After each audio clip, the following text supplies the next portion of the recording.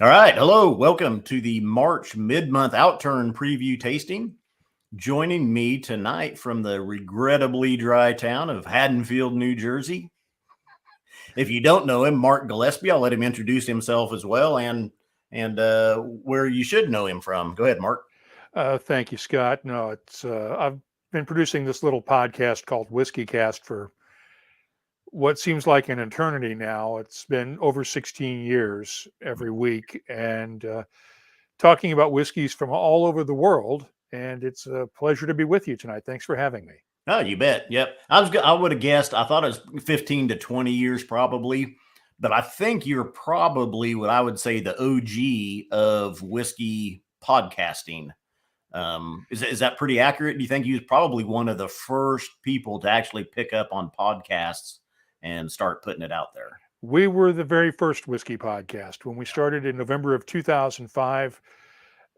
There was one guy called Whiskey Radio, or one podcast that did a little bit with whiskey, but it was mostly storytelling. And he dropped off sort of after we started. But we were actually one of the first 3,000 podcasts on iTunes back in the day. Oh, wow. Not 3,000 whiskey, 3,000, all the 3,000 period. Yeah. People talking about dolls and cards and board games and whiskey. And you were there.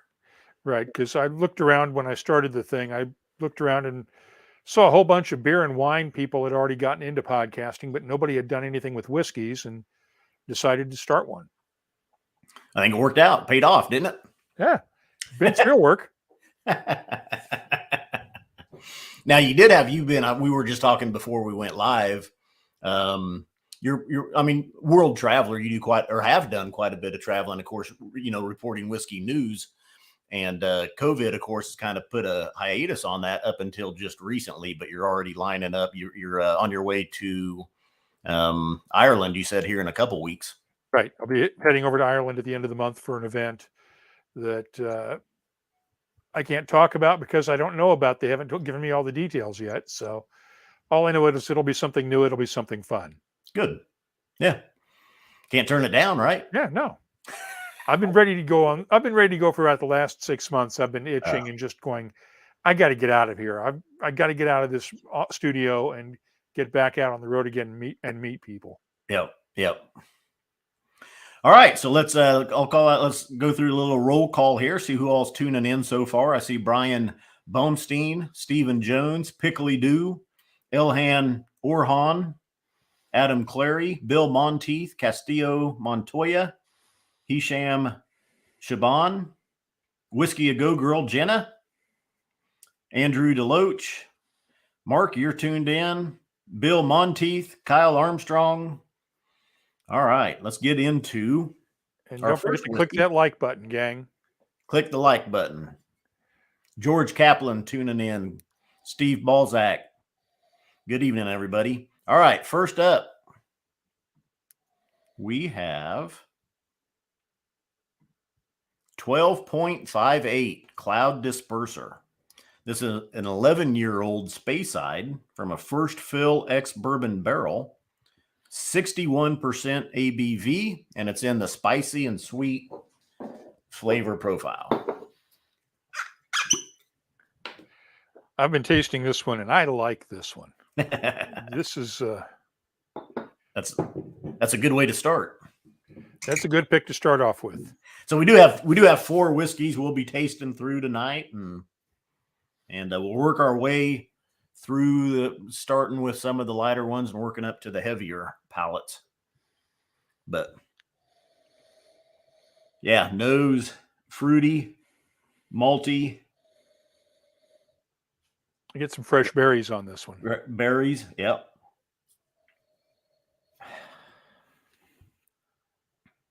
Nice. I love the tasting notes the panel put on this one. A sunny dram, sun cream, beach towels, and picnic tables. Cream, caramel, chocolate, and meringues. Gently woody spice adds interest and depth. They're not wrong. Yeah. I'm getting a little bit of sandalwood Good. Yeah. I had looked at these before a little bit, and I did not note sandalwood, but yeah, I could see that for sure. And I see John Kroll is starting trouble already. Yeah, he wants at least 12 flavor notes. We're trying, John. We're just starting. About luck, I got a little nuttiness as well. Yeah. And yeah. But is it almonds or cashews? I'm having trouble deciding. Yeah. The nuttiness is in there. A little bit of fresh baked dough or rising dough.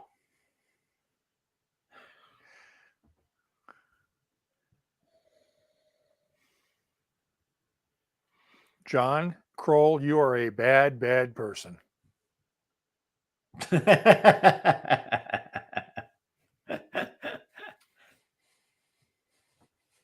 All right, going on the palate. Cheers, Mark. Cheers.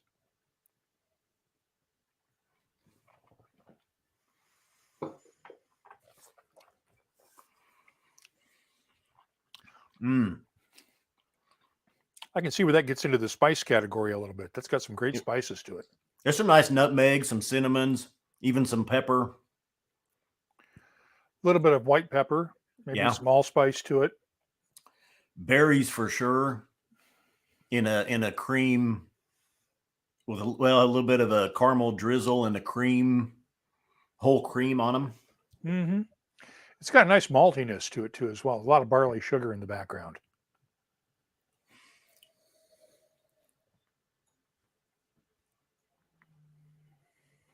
Anthony Cavaco is tuning in. He says, "Good evening, all." Mark, longtime listener. Thank you, Anthony. I appreciate it.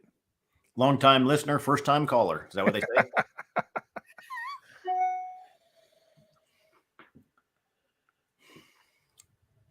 Yeah, nice caramels, nice creams, nice berries, citrus fruits.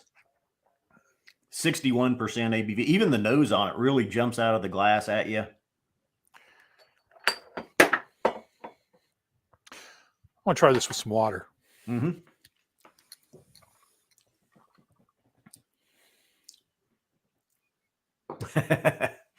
John Kroll says, "Come on, Mark, don't let Scott out flavor note you. He's trying to show you up." I do believe whiskey tasting is you learn from on the job training, basically. Yeah. The more whiskeys you taste, the better you get. Absolutely. Yeah. And it's not a competition, John. Yeah. Nope. Oh, this holds water nicely. Yeah. Brings out the fruitiness to it.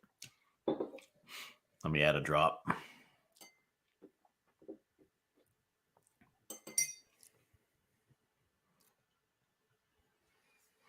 %, even though neat, still a lot of flavors in there. I mean, it does feel like they're a little compacted, little, concentrated. It's very drinkable at 61. Yeah. But add a little bit of water to it. And you get some dried flowers in there a little bit, actually getting some rose petals, a little bit of fresh flowers in there too. Mm-hmm.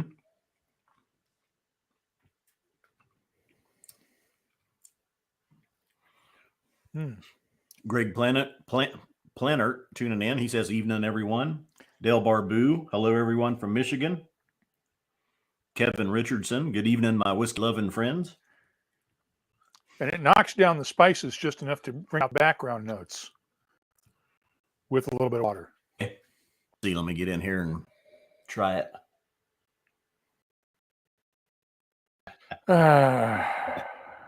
John.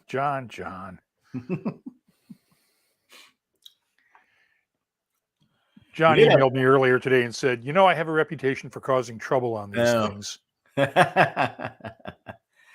Ed Patrick, it was in, he had commented before we went live, but he said, "Hi, Mark, you've got to stop dyeing your hair white. Cheers." And I said, that same advice goes for me, basically. You might have me a shade darker. I quit that stuff when I came off the air as a TV news anchor years ago. I quit coloring my hair years ago. Yeah. Bill Monteith points out, he says, I really appreciate how the SMWS prices for their whiskeys have remained stable in these unstable times. So far. Cheers to that. Yeah, fingers crossed on that. It's not looking good out there for a lot of. I'm in the market for a newer car. I've got to upgrade, but I can't do it at this point. I'm like, used cars are selling for too much, and you can't find a new car almost, it doesn't seem like. Yeah, I mean, we just bought a used car, and I'm just looking at these prices, and I'm going, good Lord. I know. I probably paid $5,000 more for what we bought than I would have paid 2 years ago for it. Oh, yeah, definitely. Yeah, easily.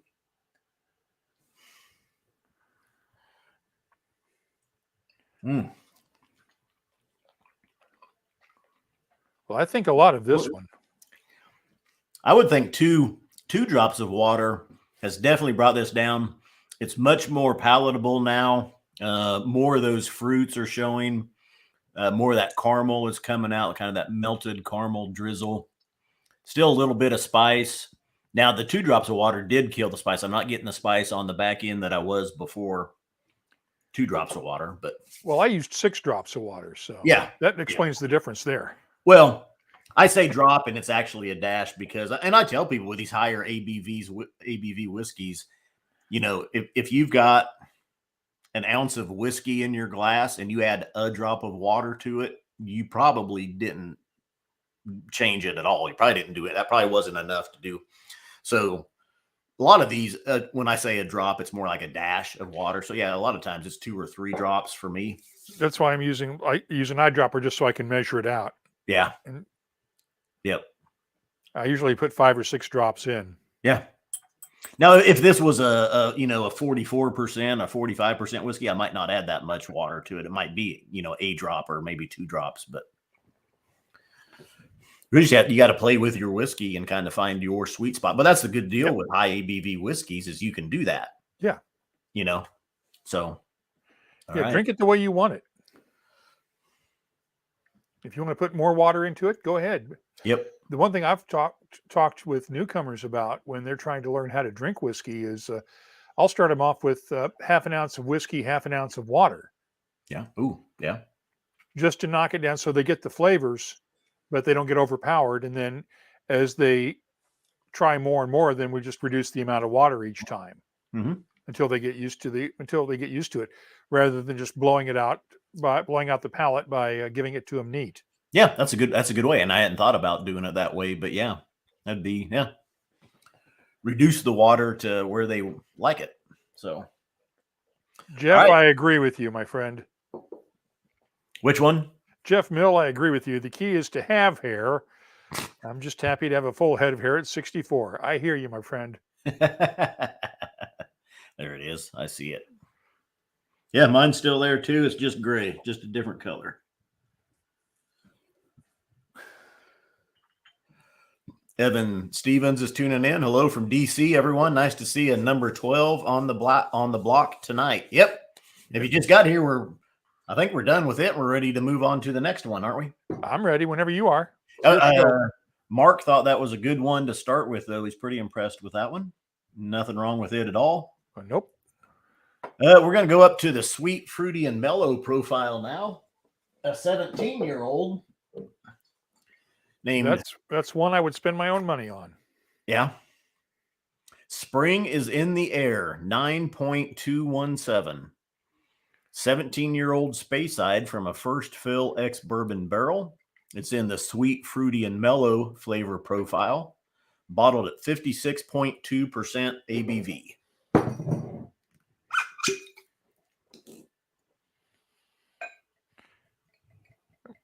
And while you're pouring, I'll read the tasting notes this time. All right.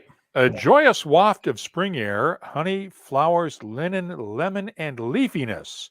The palate combines sweet treats with apricot, juniper, and quinine. Interesting. Yeah.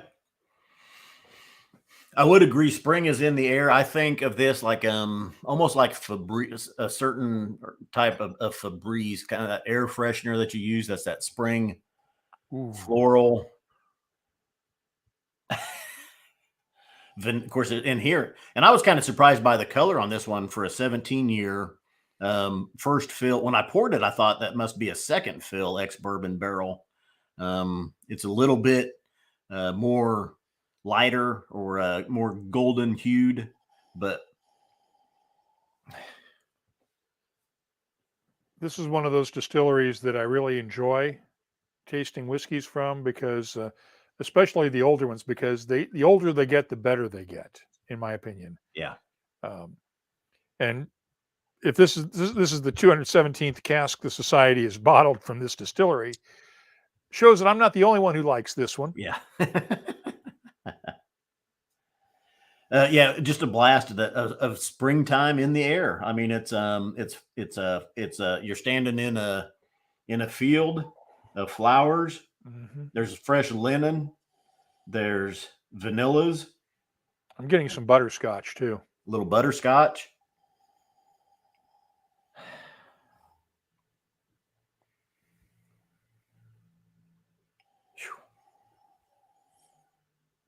This one a little softer. Of course, it is in a little bit lighter flavor profile. We're going from a spicy and sweet down to the sweet, fruity, and mellow. And it shows on the nose. It's definitely not as spicy. This is I've pre-tasted this one though, but I guess I won't reveal too much yet. I waited until we started to taste these, so. Yeah.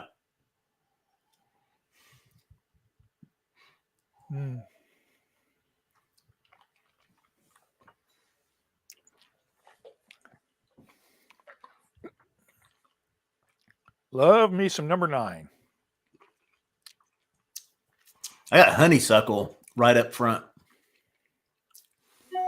Vanilla bean. Yeah. Light citrus fruits. Pears, apples. Getting some pineapple. Pineapple, yeah. Little exotic fruit in there. A little bit of mango. Tropical fruit, that's what I was thinking. A little floral. There's some rose petals on here. I actually get a little tobacco on this one too. Mm-hmm. A little tobacco leaf. Yeah. I don't get that in many scotches, but I do get it on this one. I get that more in bourbons. Mm.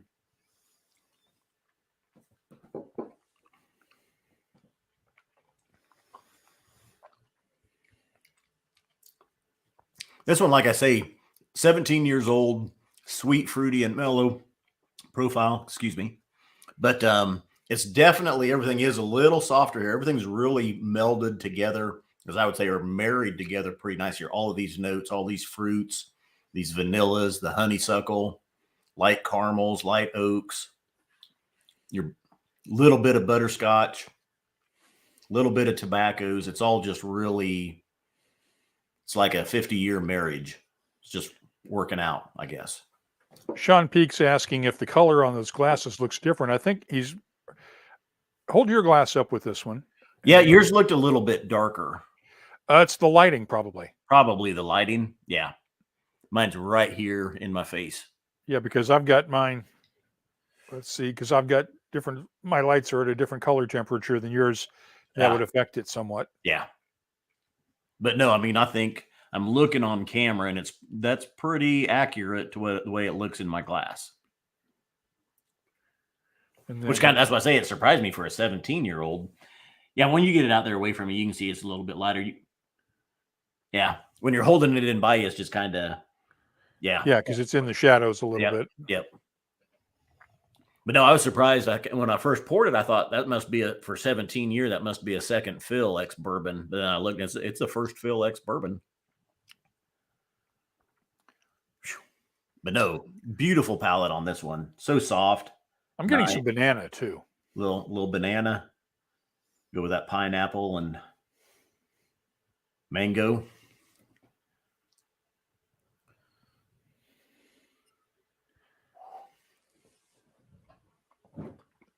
I don't often name distilleries that I have a thing for, but number 9 is one that I very rarely ever have a bad whiskey from number 9. Yeah.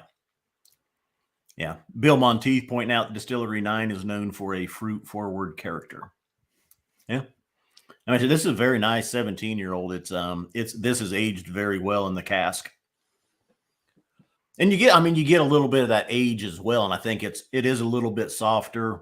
This is a dessert dram. This is an after dinner dram. And that 17 years, there's some oak tannins in here that kick in too, that kind of tell your tongue that this one's a little bit older.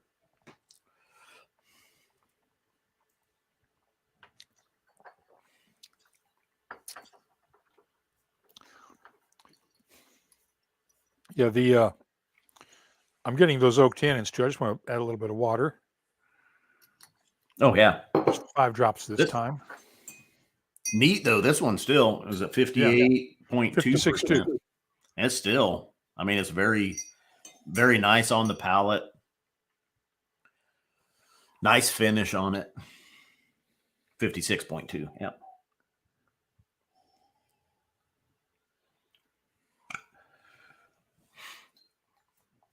Crump, the cask hole, is now my favorite. He says, I hate that I'm late to seeing all this sexiness on one screen. Crumpler. Yep, Crumpler. You know him. Oh, yeah. He likes to bust my chops regularly on our Friday shows. Now, would you say that pretty much started because of COVID, didn't it? You really kind of picked up your YouTube and doing the shows and stuff there on Fridays. That's the only reason it started, was because of COVID, because we thought people needed something to keep them entertained, and I needed something to keep me busy. Yeah.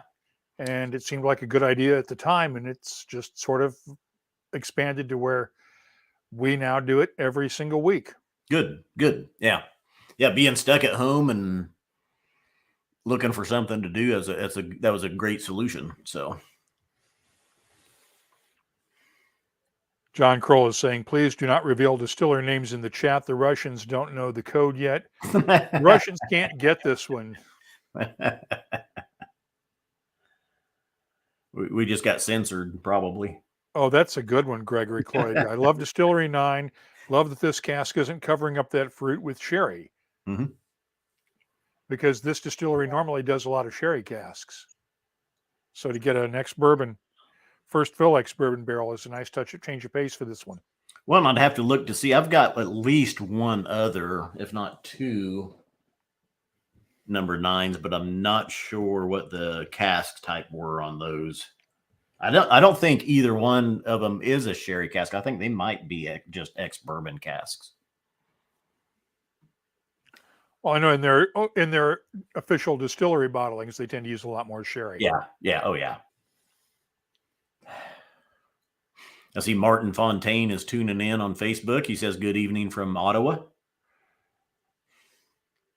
Good evening, Martin.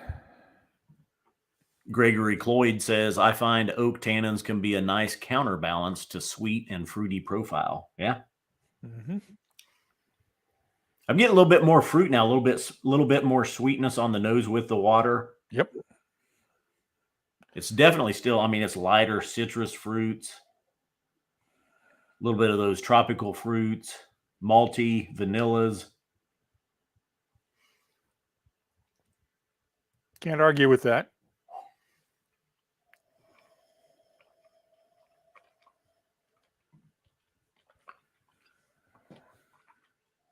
So we haven't said yet. These are available tomorrow, 1 p.m. Eastern time. And I didn't say it was in the ticker on the number 12, the first one we did. This one, it will be $175.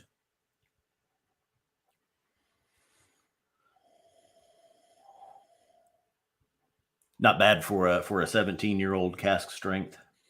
Not bad at all. We did have a couple. Well, no, was it the March Outturn? We had a 25-year-old that had been finished in a Sauterne cask, and it was $255.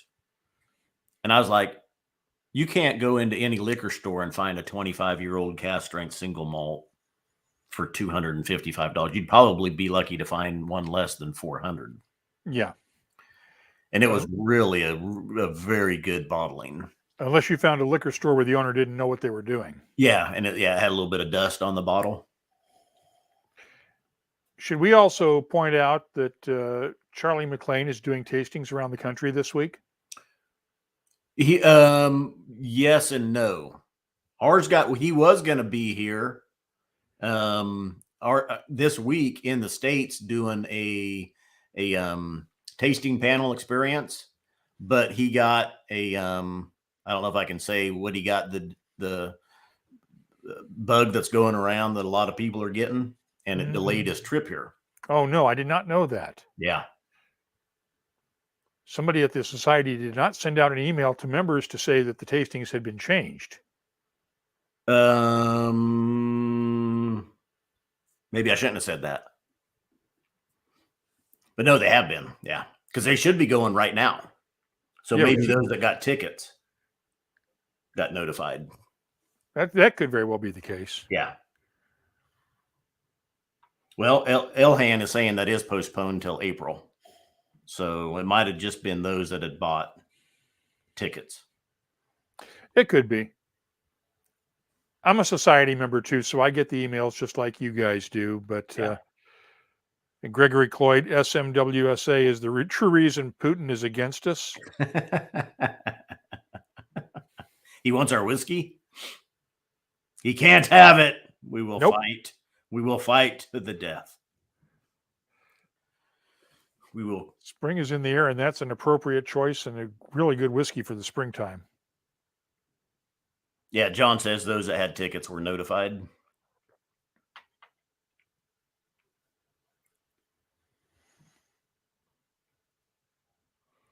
Yeah, and it was just within the last week that he came down with it. So it was sent a lot of people scrambling, I'll say. That's a shame. Hope he recovers quickly. Mm-hmm. From what they said, he just had mild symptoms from it. So he was just waiting on a positive test to come back. So. Crump, you definitely want to drink with Charlie. I've drunk with both Charlie and Ralphie. Love Ralphie, but Charlie's much more fun. Ralphie has this mortician's sense of humor about it.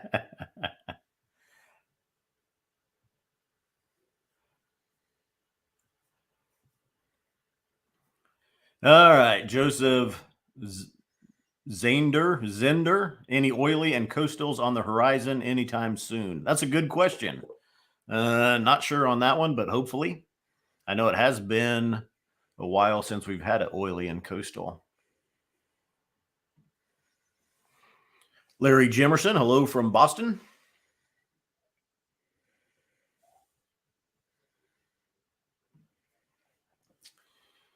All right. Should we move on?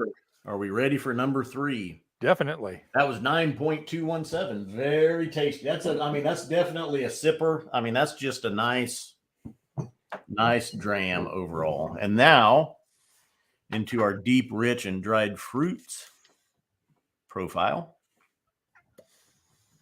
And I can say this one is aptly named Insanity Dram. 68.66, bottled at 58.3% ABV. Oh, look at that color. This is a Highland from a recharred hogshead. Deep, rich, and dried fruits, 11 years old. And yeah, let's get into this one. That's my kind of color right there. Come here, Char. I've been putting my glasses off to the side, and Char, one of the whiskey cats, has been sniffing them. Oh. Does she get into it, does she? All right. Yes, deep, rich, and dried fruits, one of my favorite profiles. Nice color on this one. 11-year-old. And had I not pre-tasted this, I probably would have had us do this one before that 17-year-old number 9 that we just did. Yeah. But since I had gone through them, this one's this one's a palate full, let me tell you. So nose. Ooh, figs. Yeah, definitely your dark fruits are all over this one. Yeah, dark fruits all over this one. Plums, raisins, figs, toasted nuts, Dates. toasted dates. Yep. Toasted oak. Blackberry cobbler. Burnt toast. Blackberry cobbler. Nice. Tobaccos. This thing has got Christmas cake written all over it. Yeah. Yeah.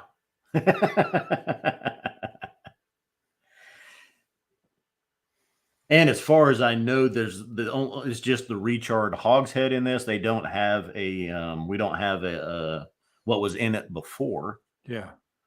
But it'll be pretty obvious by our nosing and tasting notes, I think. It looks almost like one of Jim Swan's STR casks. Oh.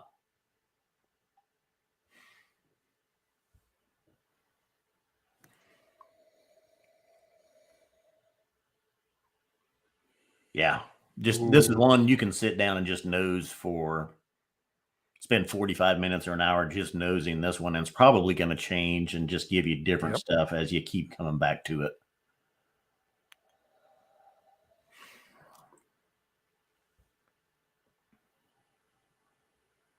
Burnt caramels, burnt toffees, all those dark fruits. Nice indeed.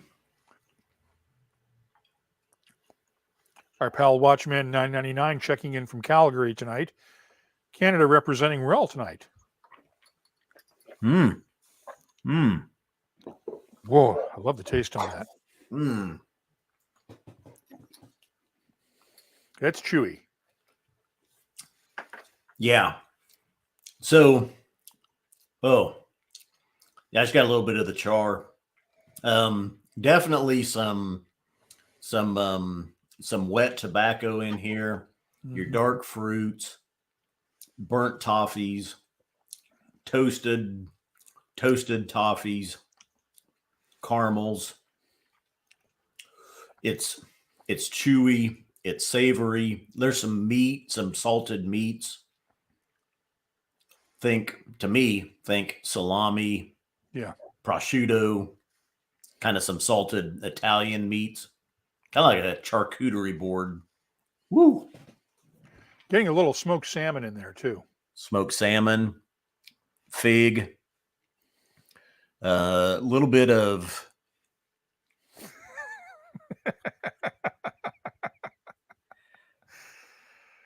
Crump said it again. He thinks you might need some time alone after that sip.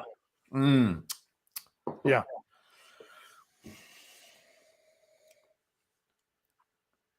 That dram should have its own 900 number.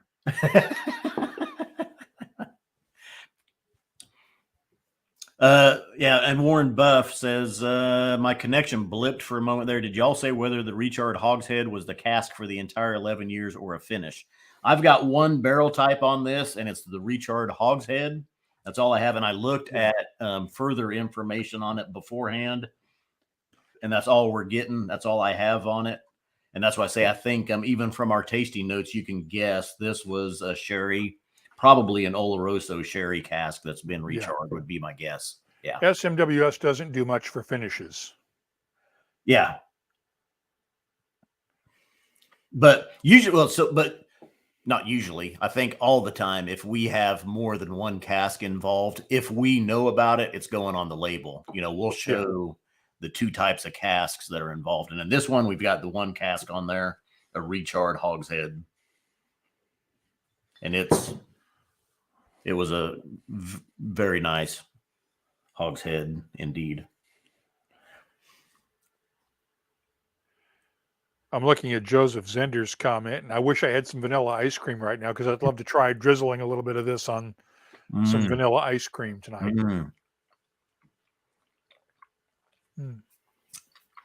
Yeah, very nice indeed. All those, I need to get some water on this one. Yeah. You can't see it. on the shop, but the legs on this one are amazing. Oh yeah, I hadn't even noted that or looked at that, but yep, it clings to the glass. I just looked down at the glass and I'm looking at these just perfect straight lines going right down.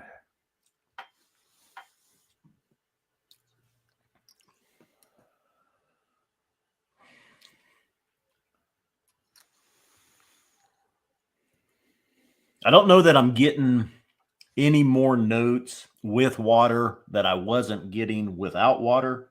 Water hasn't hurt it. No, I don't think it's brought any. I don't think it's brought anything out that may have been hiding in there yet. Anyway, not yet. No, it doesn't hurt it, but it doesn't help it all that much. yeah, yeah, neat at 58.3. Very nice. I've just got my first dash of water in here. I'll even go to a second one. Stuart Wright is asking, what kind of glass are you using, Mark? I have to admit, I don't know who makes this one. It came from the when I did a tasting of Brothers Bond bourbons back in December. They sent a couple of these along with their samples, and I kind of like this one. I don't know who makes it, so I really couldn't tell you. But but I got to find. I want to find out because I kind of like these glasses, but just it's not quite a Glencairn, but so Northwoods whiskey nerds are joining. A little Rara Avis for me tonight. Man, is that a funky trip. Outstanding. That's the 25-year I was just telling you about, Mark. That was $255 last, or from right. the March Outturn. That was X Outturn. Well, it was finished in an X Outturn cask, and yeah, that's a very nice whiskey in there. Could possibly may still be a couple left. I'm not sure on that. I'd have to look and see, but for a 25-year X Outturn that was $255, it's phenomenal. It's it's one like this that you just sip on, and sit there and more stuff I think is going to start revealing itself. I don't know that water didn't hurt this. I'm not getting anything else though. It may be more of the kind of dark chocolates or caramels. Yeah, I could live with that. Yeah, but other than that, I think all the same fruits, all that same meatiness is here on the palate. Yeah, a touch of baking chocolate. Mm-hmm. Yeah.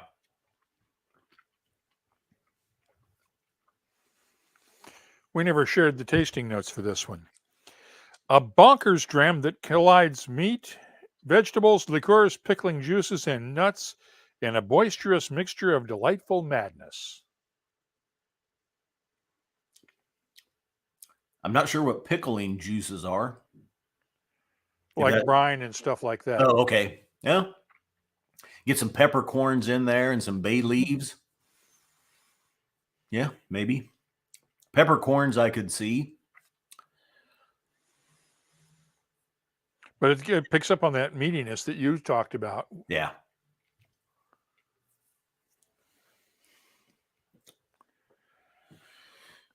Oh, we're going to have a drink for Crump the Caskhole here.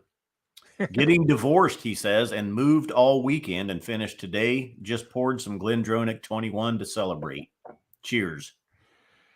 I'm not sure whether that's a good thing or a bad thing, Crump, but it's hidden in the message. He said he poured some to celebrate. So. Yeah.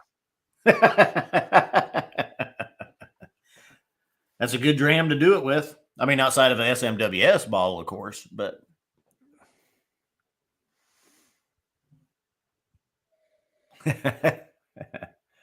Gregory, you're almost correct.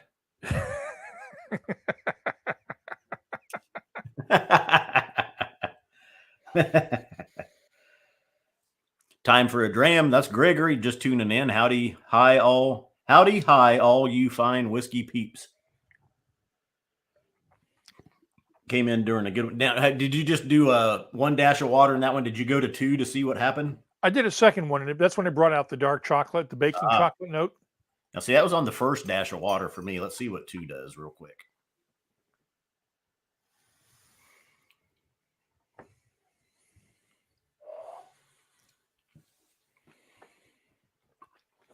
Mm. Yeah, it still handles water well. 2 dashes. That's probably its limit, though. It's toned down a lot of the bite from it, or just a lot of that punch that was in there is gone. So yeah, neat to 1 dash of water on this one. Yeah, I mean, it's still there's a lot of sweetness in here with it. A lot of those darker fruits aren't necessarily shown as much now. Still a lot of caramels. Some it became a little bit more milk chocolate now, and oak toasted items. But no, neat or 1 dash of water on this one is where that was at for sure. Yeah.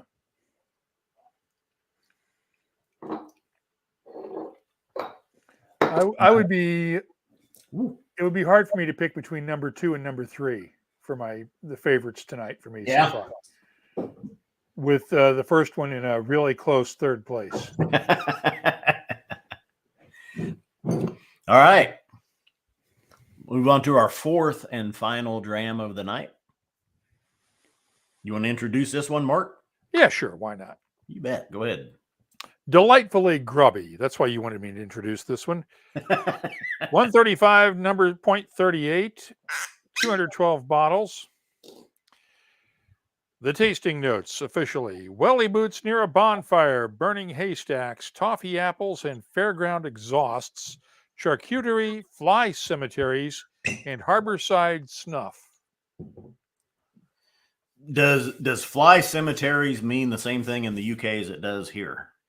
I gotta think it I don't does. know. I don't I know. what a But it is a 10-year-old Highland second fill ex bourbon hogshead at 57.1%. Very nice. And in the peated profile. Now this one, I will tell you, the what was it, fairground exhaust or something with, yeah, fairground exhausts. I called it industrial. Tractor full. Kind of metallic, or like an iron peat, but it's here. This is definitely a unique one. Good. One of those little bit different peats. I love Elhan Orhan's comment here. As Napoleon said for champagne, in victory you deserve it, in defeat you need it. Same goes for good whiskey. Cheers to that. Ooh, yeah. Nose. I don't think it shows as much on the nose, kind of that industrial smoke or that exhaust. Some may say like a diesel, but yeah, it's peaty.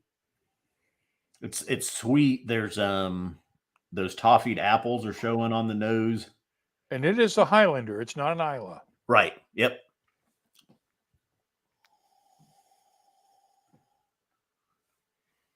Yeah, we've had some good peated Highland and a Speyside.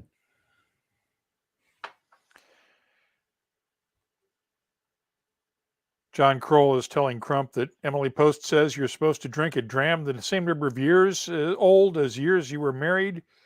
Crump's going, then I'll bring out some Virginia Distillery Courage and Conviction for years married. That's not a terribly old one. I think it's about a 4-year-old one. Mm-hmm. I will tell you, having been married for a long, long time, that if you can tell somebody how many years you've been married without using a certain word that rhymes with trucking in there, then you've probably got a good marriage. I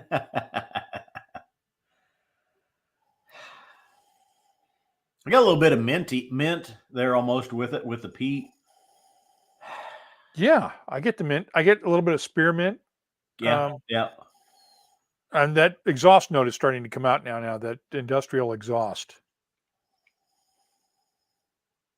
Kind of like, okay, this is going to be completely nerdy, and I'm saying this only because we had a tree crew in the neighborhood earlier today.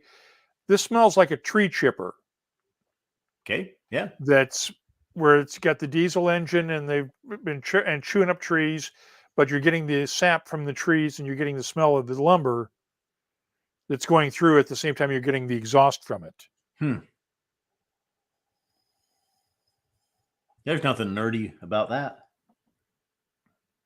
The first of the March mid-month, I gave a But the most unique tasty note I think I've ever had, horse sweat.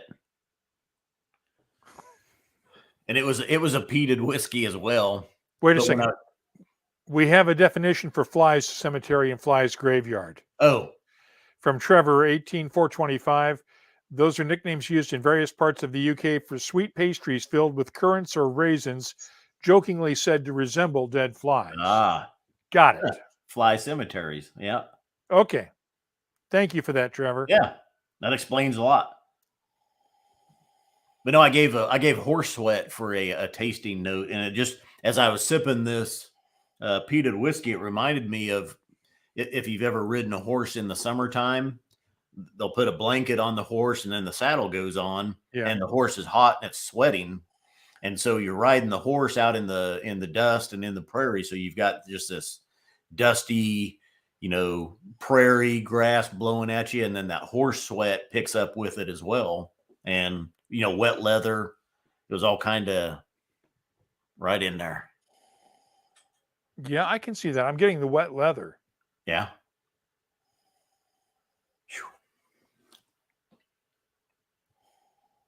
Getting a little bit of wet dog, too. Oh.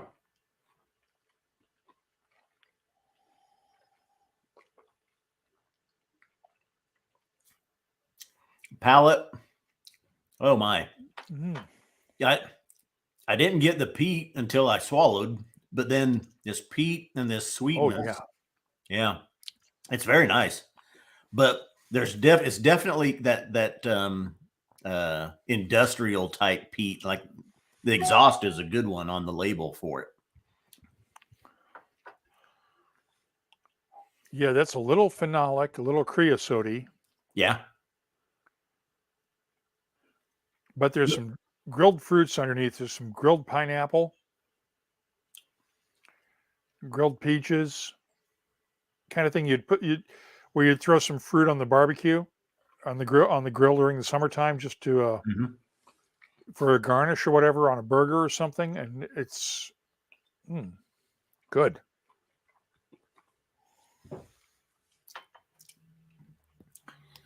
Watchman 999 says horse sweat, wet dog, and pickling juice are nothing compared to distant cowshed. Love that one. Ooh, this takes water nicely. I haven't added water yet, but yeah, palate very nice on this one. I would say if you like to try different peats compared to Isla, I still kind of categorize it as industrial, iron, metallic,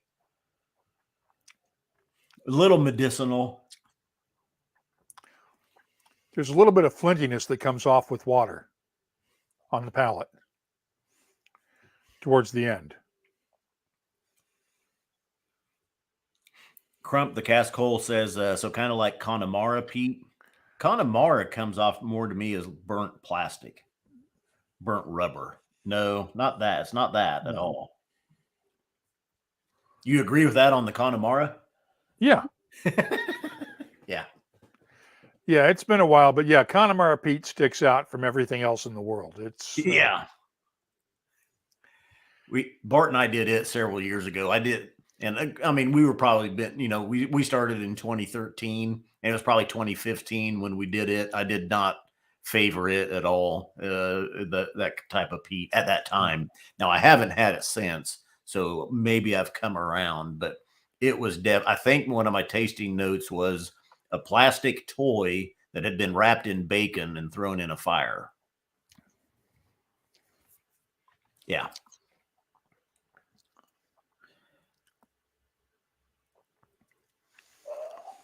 I love this comment from Fine Spirits Appreciation Society. Notes of the handcrafted leather collar on my Australian stag hound who decided to take a refreshing dip in the bog. Mm-hmm. You guys are trying out for the Society tasting panel, aren't you, with these tasting notes? Did I see Jazz tonight's Poisons tuning in? Cheers, gentlemen.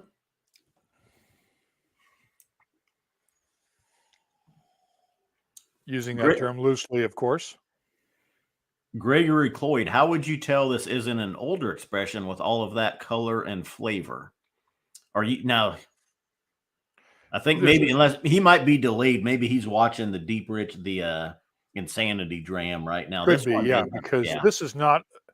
This is a nice light color. This is not a dark rich whiskey at all, in color wise.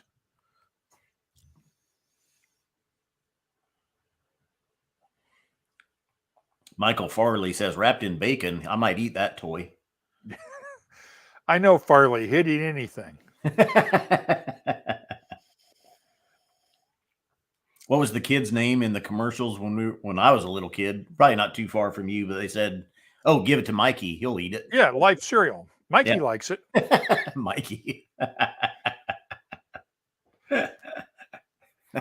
Mikey was a dumbass. Oh, let me add some water.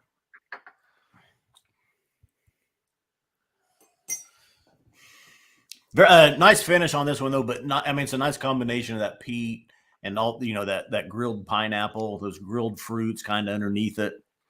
I don't know that I'd even say I was gonna say like a salty fruit, but I don't know it's even really salty, fruity. It's got a salty touch to it, like a salted fish almost. You think? That's what Robbie Robson is saying. He said just had smoked trout for dinner. Yeah. Sounds like a perfect pairing. Could be, yeah.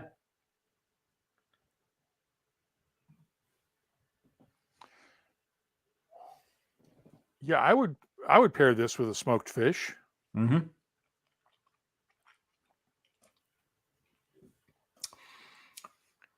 I can't think of any off of the top of my head, but I know like that kind of that industrial smoke has been on other whiskeys. And some people, have had it, enjoy it, look for it. It's just a little bit different than, an Isla Peat is kind of what I'm saying here. It's still very tasty. It's a nice palate, but there's just a little bit, some different notes in there with it that you don't normally get, with a peated whiskey here. I think makes this one unique. Yeah. I'm trying to think. I get that comment that Mike Farley had about bacon. I'm still getting the bacon too. Yeah. Okay. I'm getting the bacon more and more, even with water on the nose on this one with water in it. I just had the first. Now, what was this one? 57.1. I just had my first dash of water. I might even throw a little bit more in there and see what happens. It's a nice combination of peat and some light citrus fruit, some grilled fruits in there. I could see a little bit, some meats, grilled meats, smoked meats as well.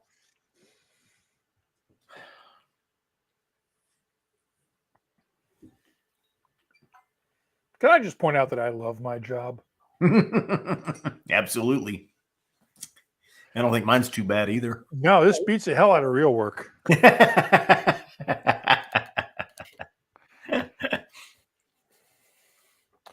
Matter of fact, this is so good. I'm going to have a second dram of this one. Yeah, you bet. And when you have a tasting, you hold your peated whiskeys till the end. Yeah. So always.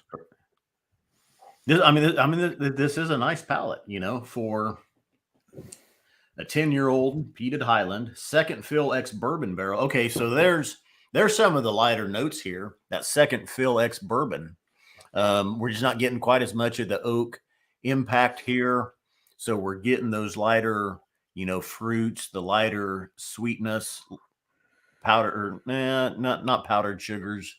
Kind of like a sugar glaze, I would say, on your grilled pineapple. And also the lighter color to it as well from that second fill barrel. Which is odd because that is not too far from the color of the 17-year-old that we did from a first fill barrel. I like the way when you hold that glass up towards the camera, it shows your face in there and it looks like a funhouse mirror almost. Oh, yeah. Move it up. I can't get it to focus on it. It does. There we go. It doesn't work like that with mine, but looks good. Mike Farley's going, just shameless gloating. Farley, I know where your in-laws live. Be nice.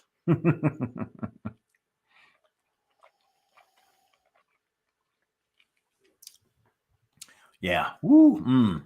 Water. Okay. Second dash of water has brought out more of the sweetness here, but the peat is still there, still present. Very nice. I think this one handled water very well. Yeah.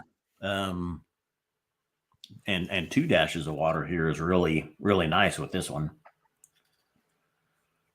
Crump says that everyone here envies us both, Mark. Yeah. Larry Jimerson pointing out, okay, now you're talking smoked candy bacon. Just saying. Yeah. Bacon and chocolate. Applewood smoked bacon as you're eating it and you're standing by the rear of a semi, driving along behind it.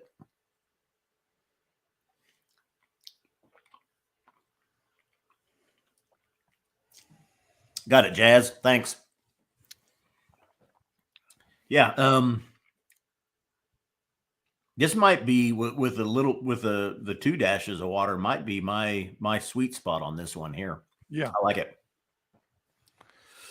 Yeah, this needs just a little bit more water than the other 3. Yeah, I think so. And maybe it's those peat tannins kind of waiting to break out a little bit in there.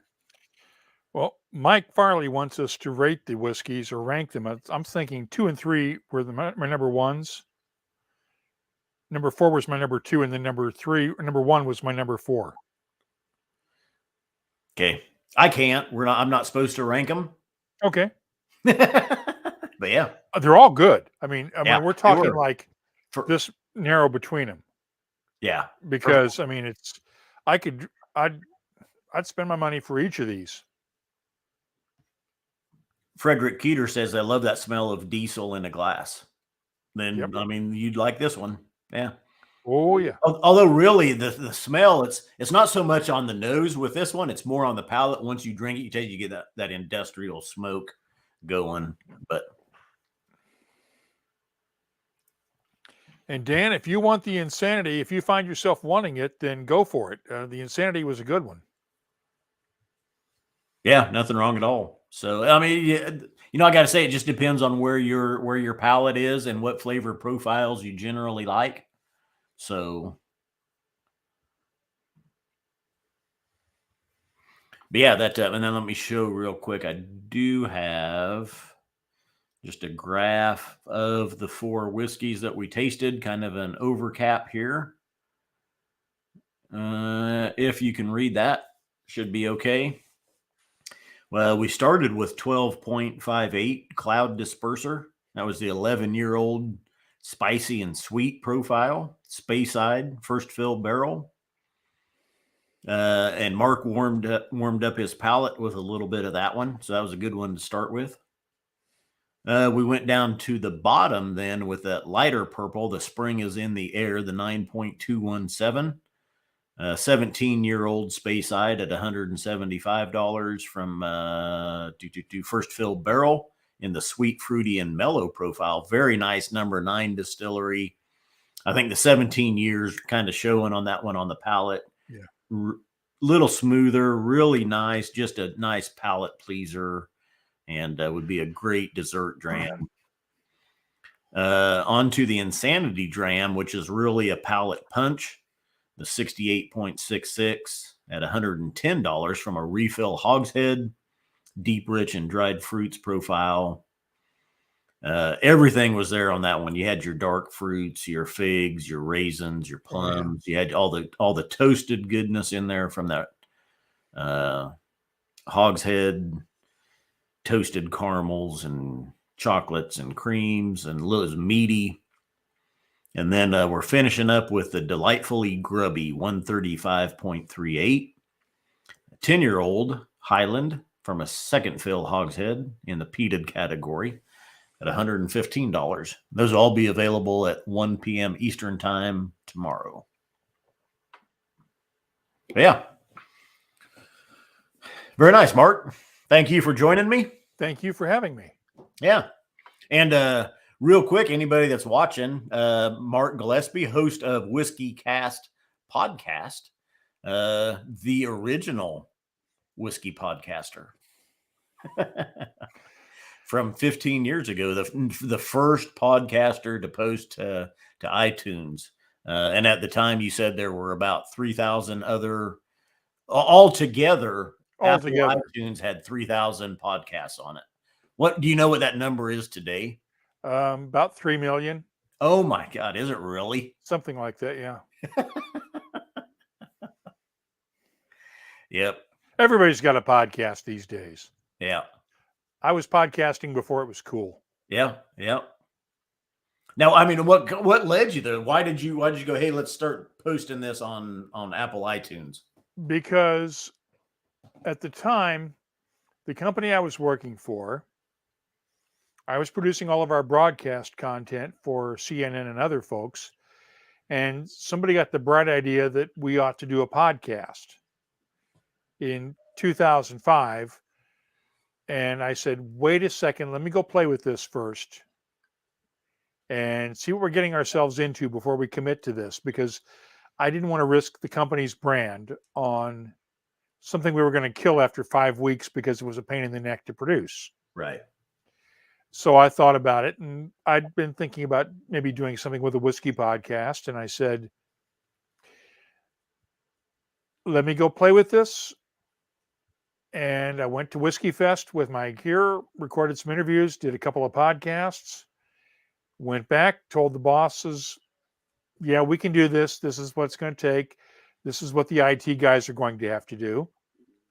And so we started a podcast, and I kept producing Whisy Cast on my own just for fun, which was a good thing because 6 months later, the company moved my studio out of New Jersey to Washington, laid me off, and hired a kid for a third of my salary. Oh, wow. To produce the podcast. Wow. So good time, great timing, right? Yeah. And so I kept producing Whisy Cast, and it wound up eventually becoming a full-time gig. Good. Excellent. Yep. And as you close out each of your podcasts from is that right? The regrettably dry town of Haddonfield, New Jersey. It's less dry than it used to be. We now have a brew pub and we have a couple of wine tasting rooms, but no distilled spirits yet. That's still regrettably dry. It counts. Well, hey, thanks to everybody that tuned in. And again, 1 p.m. Eastern time tomorrow, these whiskeys will be available. And remember, Scotch Malt Whiskey Society whiskeys are not for swigging, glugging, or knocking back. Please drink responsibly. Amen. Cheers. Cheers.